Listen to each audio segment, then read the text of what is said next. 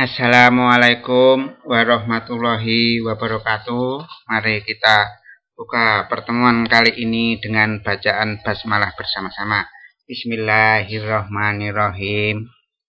Anak-anakku, selamat bertemu dengan saya di channel Nanang Arifin. Mungkin pernah Anda tahu ini ya. Ini apa? Ini yang biasanya menjadi oleh-oleh ketika kita bepergian, yang dari pisang, yaitu selai pisang. Ini biasanya kita kalau ada saudara kita, famili kita dari Jawa Barat, dari Bandung, datang ke kita pasti membawa oleh-oleh berupa dodol. Nah, dodol ada dari mangga. Nah, di sini ini adalah bentuk-bentuk pengolahan pengawetan buah. Ada yang dari pisang, ada yang dari mangga. Untuk pertemuan kali ini, Bapak itu dalam pembelajaran prakarya mengambil materi tentang teknologi pengolahan dan pengawetan buah. Bisa kamu lihat di LKS pada halaman 63 sampai halaman 64. Nah, tujuan pembelajaran kali ini yaitu siswa dapat mengetahui jenis-jenis makanan yang berasal dari buah-buahan, baik itu basah maupun kering. Nah, di sini peta konsep ini mungkin dari materi yang saya sampaikan kemarin tentang makanan dari nabati, yaitu macam-macam pengolahan bahan nabati yang digunakan untuk sayur-sayuran. Kemarin sudah Bapak jelaskan. Yang belum Bapak jelaskan yaitu dari buah, umbi-umbian, biji-bijian, dan waluh. Bapak akan menjelaskan untuk pertemuan hari ini yang dari buah, pengolahan bahan pangan nabati yang dari buah. Nah, Indonesia itu adalah negara tropis, negara yang dilalui oleh garis khatulistiwa, yang berarti cukup mendapatkan sinar matahari. Kalau cukup mendapatkan sinar matahari, berarti daerah yang subur. Berarti Indonesia itu memiliki tingkat keanekaragaman makhluk hidup yang tinggi dibanding negara-negara yang lain. Kalau kita perhatikan beberapa data di dunia, Indonesia ini memiliki tingkat keanekaragaman hayati nomor 2 di dunia. Yang pertama mana? Di daerah Afrika Selatan. Di Brasil, ini yang terkenal dengan sepak bolanya. Beberapa kali menjuarai Piala Dunia. Ada juga Sungai Amazon. Ada ular yang terkenal. Pernah diangkat di sebuah film Anaconda. Yang kedua Indonesia. Yang ketiga ini dari garis khatulistiwa di daerah negara Afrika, negara Zaire. Ini yang perlu kita syukuri. Indonesia dengan tingkat keanekaragaman hayati, jumlah jenis-jenis tumbuhan dan hewan yang tinggi, tentunya Indonesia itu banyak makanan-makanan yang dibuat dari bahan hewan atau bahan tumbuhan. Nah, kita mengambil tumbuhan nabati. Tumbuhan pun itu juga banyak diambil bagian-bagian dari tumbuhan untuk makanan. Umbi akar dari umbi akar karena ketela itu ya.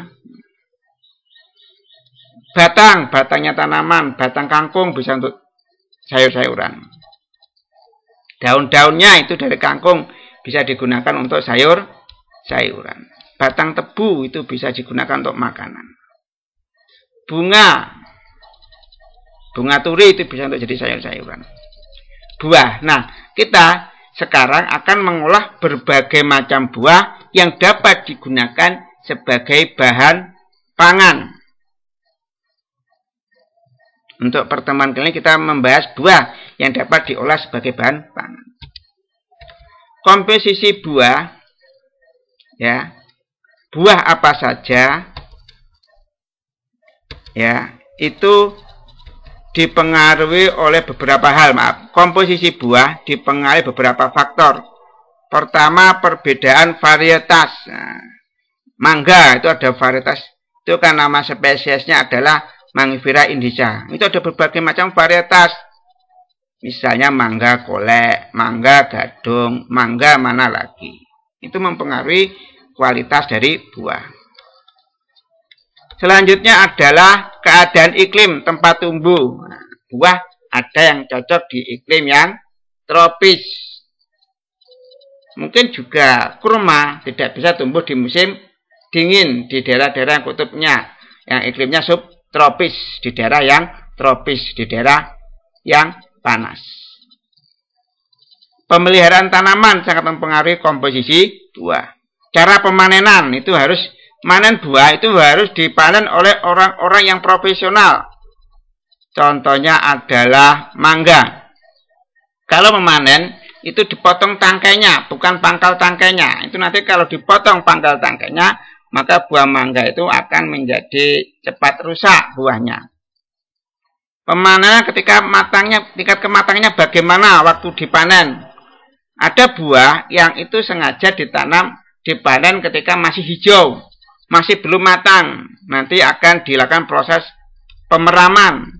Sama buah yang dimasak ketika sudah matang, dipanen ketika matang, itu berbeda dengan buah yang dipanen ketika sebelum matang. Sehingga ketika beli mangga, ini ada mangga yang matangnya karena pemeraman. Ada buah yang matang secara alami, maka rasanya berbeda. Lalu komposisi buah dipengaruhi kondisi selama pemeraman. Apa itu pemeraman? Proses penyimpanan buah yang belum matang agar cepat matang. Itu mungkin rasanya berbeda dengan buah yang sudah matang alami dan buah yang matang karena pemeraman. Lalu kondisi penyimpanan buah. Nah, buah mangga itu 2 minggu itu misalnya. Ini penyimpanannya bagaimana? Kalau baik, maka ketika dijual ke konsumen rasanya juga tidak begitu mengecewakan. Tapi ketika kondisi penyimpanan buruk, buah gampang membusuk, maka ketika dijual ke konsumen, maka rasanya sedikit mengecewakan. Nah, ada 2 jenis buah. Ada buah musiman, ada buah sepanjang tahun. Apa itu buah musiman? Buah yang berbuah hanya pada musim-musim tertentu. Ini contohnya durian. Durian itu biasanya matangnya pada bulan Oktober sampai Februari. Rambutan juga hanya Oktober sampai Februari. Kalau mangga itu bulan November sampai Oktober ya, bulan-bulan ini. Itu hanya pada musim-musim tertentu. Sehingga kita tidak bisa mendapatkan buah pada waktu setiap saat. Nyidam mangga pada bulan Februari, Maret, April itu ya sulit untuk mendapatkannya. Nyidam durian, nyidam rambutan pada bulan Maret, April itu juga sulit untuk mendapatkannya. Karena itu hanya berbuah pada musim-musim tertentu. Lalu buah yang kedua, buah sepanjang tahun. Buah yang tumbuh di sepanjang tahun dan musim. Ada setiap saat. Contohnya adalah buah pisang. Nanti di sini kita akan membahas buah pisang dan buah mangga. Nah, mengapa kok harga buah itu rendah? Pertama, harga buah itu rendah. Buah sangat mudah mengalami kerusakan. Sehingga pengiriman buah pada waktu yang cepat, maka memerlukan biaya transportasi yang mahal. Karena membutuhkan waktu yang cepat, agar tidak cepat yang namanya membusuk. Buah itu bersifat musiman. Ketika panen, jumlah di pasaran melimpah. Tapi pada saat tertentu, buah sangat sulit didapatkan. Nah, ketika musim panen, maka buah itu tidak memiliki nilai ekonomi yang tinggi. Sehingga ketika kita beli buah mangga, jangan beli buah mangga di awal musim buah, tapi di akhir musim buah. Karena biasanya harganya turun. Mengapa harga turun? Karena jumlah barang melimpah. Ketika penawaran bertambah, permintaan berkurang, maka harga menjadi turun.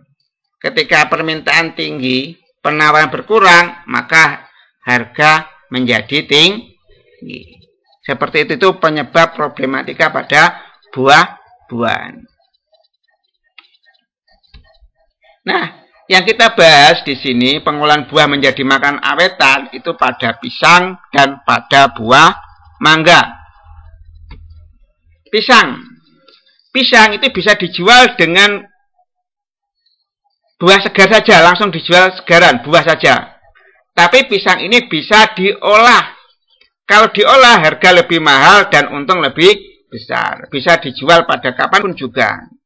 Misalnya kita olah buah pisang menjadi tepung pisang. Kita olah dijual dalam bentuk selai pisang. Lalu buah pisang kita olah menjadi dodol pisang. Nah, itu harga menjadi lebih mahal dan lebih awet. Dodol biasanya ada di daerah oleh-oleh Jawa Barat. Seperti itu. Selanjutnya pengolahan makanan awetan dari buah mangga. Mungkin orang menjual buah segar langsung dijual di pasar-pasar. Tapi ada juga buah mangga itu diolah menjadi lebih dulu. Menjadi makanan olahan. Contoh buah mangga diolah menjadi sirup mangga. Sirup ABC dari rasa mangga. Lalu buah mangga diolah menjadi sari buah mangga. Buah mangga bisa diolah menjadi dodol. Buah mangga bisa diolah menjadi selai mangga. Ini bisa dijadi campuran roti. Buah mangga bisa diolah menjadi asinan mangga. Itu dicampur dengan garam. Buah mangga diolah menjadi manisan mangga. Ini untuk bayi-bayi kita. Pure mangga. Ya, itu untuk anak-anak kita yang masih bayi. Itu sangat bagus untuk bayi.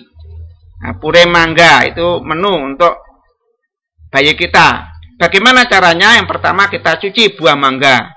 Kita kupas buah mangga, selanjutnya kita potong-potong buah mangga, kita saring dengan saringan buah mangga. Hasil saringan itu bisa dinikmati oleh bayi kita membuatan pure mangga. Maaf, untuk pembuatan dodol, pembuatan selai, asinan, manisan, pure bisa Anda lihat di YouTube. Bagaimana cara makannya? Bagaimana cara membuatnya? Lalu bisa kamu praktekkan di rumah masing-masing. Langsung belajar dari YouTube.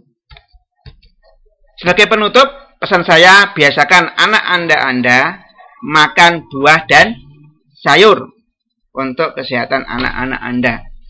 Sebagai penutup, mari kita tutup acara ini dengan bacaan doa akhir majelis. Subhanakallahumma wa bihamdika asyhadu alla ilaha illa anta astaghfiruka wa atubu ilaik. Sak bejo-bejone wong kang lali, sik bejo wong kang eling lan padha. Wallahu muwaffiq ila aqwamit thoriq. Wassalamualaikum warahmatullahi wabarakatuh.